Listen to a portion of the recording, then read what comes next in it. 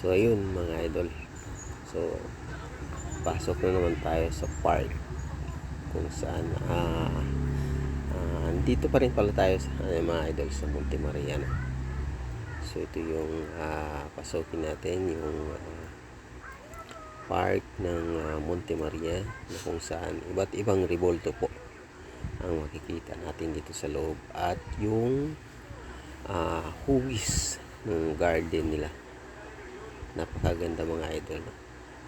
So yan, observe silence. Kailangan tayo lang nakakarinig. Naka-headset naman tayo idol. Kaya hindi ganun kaan. Parang siguro maririnig lang tayo nila. Yan.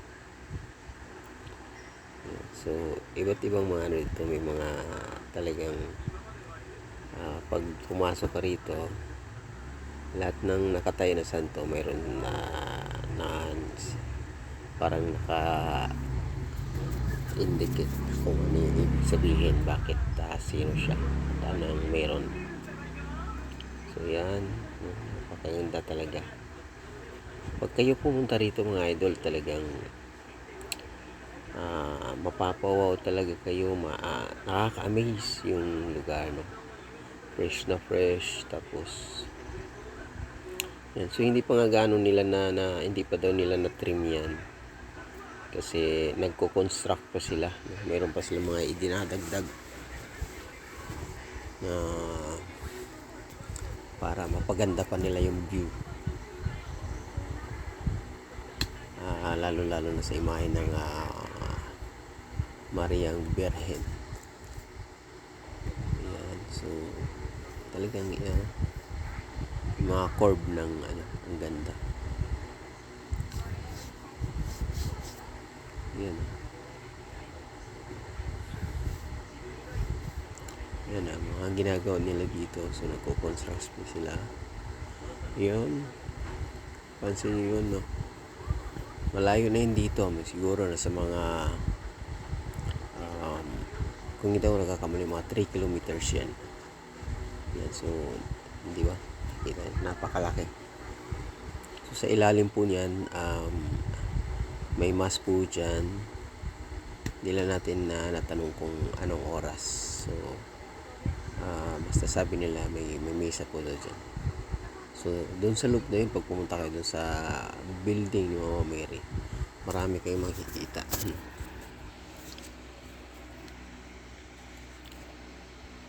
Napakaganda, no?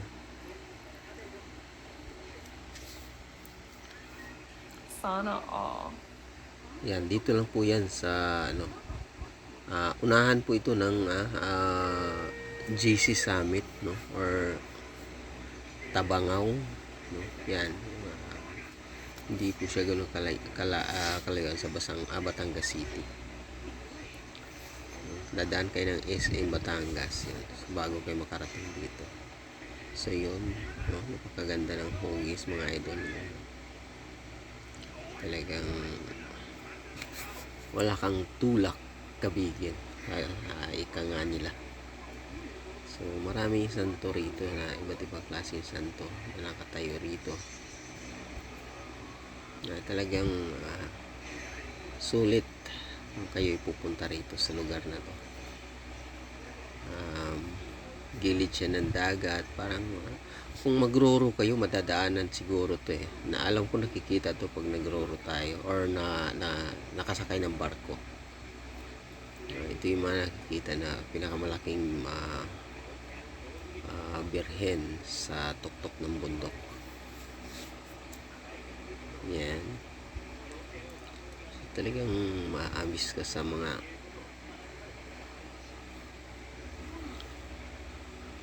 tanawin dito mga idol.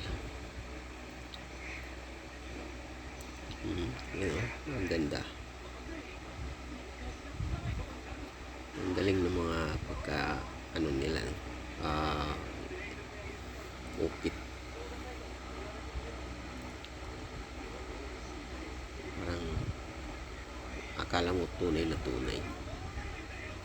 Tsaka yung mga yung mga hugis ng nila halaman. Ganda. Kaya pag pumunta kayo rito at napasok nyo itong area na to, talagang hindi ka manghihinayang, mawawala yung pagod mo. Si Papa Jesus andito dito rin. Ito yung park nila, talagang lahat mo na talagang pinaghandaan nila na yung mga tao rito pag pumunta. Tapos yun, may mga aso pa mga idol. Ang babait ng mga aso nila idol, nakikipaglaro agad sa akin yan. Kahit bagong ano lang, bago lang tayo, bagong kita lang kami ng mga aso na yun, pero nakikipaglaro agad. So yan, no, napakaganda, grabe.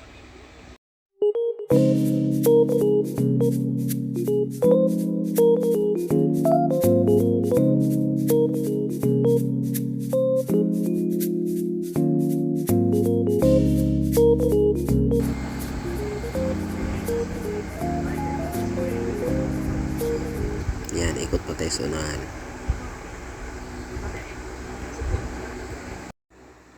So yun mga idol, dito banda may dyan, may bilihan ng kandila dyan. So nakabili na tayo ng kandila mga idol, dahil meron din dito mga pwede ka rin magsinti, yan mo sa mga iaalay mo sa mga mahal mo sa buhay na sumakabila na. So yan, pwede ka rin magsinti ng kandila dito. Yan. So lahat meron dito pag kayo ay namasyal. Pwede nyo gawin kung ano yung mga nagawa natin sa pangkaraniwan pag nagsimba. Yan, meron din dito. So nakapagsindi tayo, si Mrs. nagsindi na rin. Ikot pa tayo.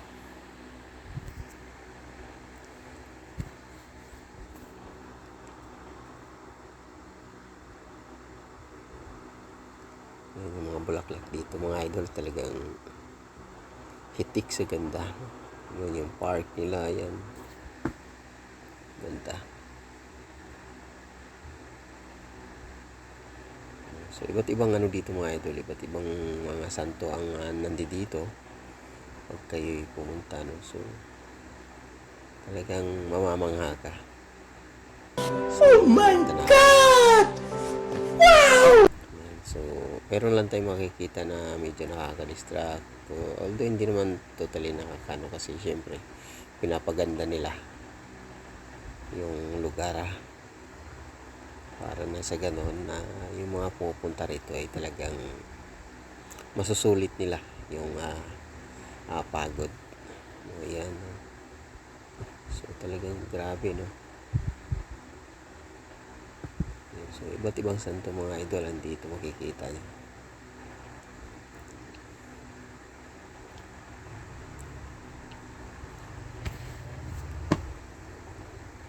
Yan, ikot pa tayo mga idol.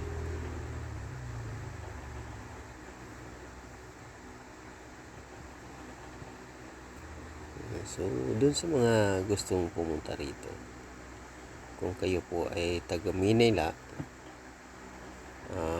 agahan nyo lang para at least pagdating nyo dito ay medyo maganda pa yung ambience, no? Lalo na pag dumating ka dito ng mga alas 7 ng umaga. Ang ganda ng tanawin, lalo na pag overlook dun kayo sa sa mismong harap. Ito yung harap na sinasabi ko sa inyo, idol. Isingit ko lang kasi na natin to kanina. Yan, overlooking po yan. Talagang napakaganda po. So nasa gilid po tayo niyan, sa baba niyan bundok, and then yun, dagat na. So nasa taas tayo sa gilid ni Mama Mary. Yan, makikita nyo ngayon yung yung harap, no? So yan yung pinaka-entrance. Yan, yun po. Pasukan po yan. So yan, makikita nyo rin yung whole body ni Mama Mary. Yan po. Napakaganda, napakalaki. So mga idol, kung bago lang po kayo sa aking channel, please subscribe and hit the bell button. Thank you.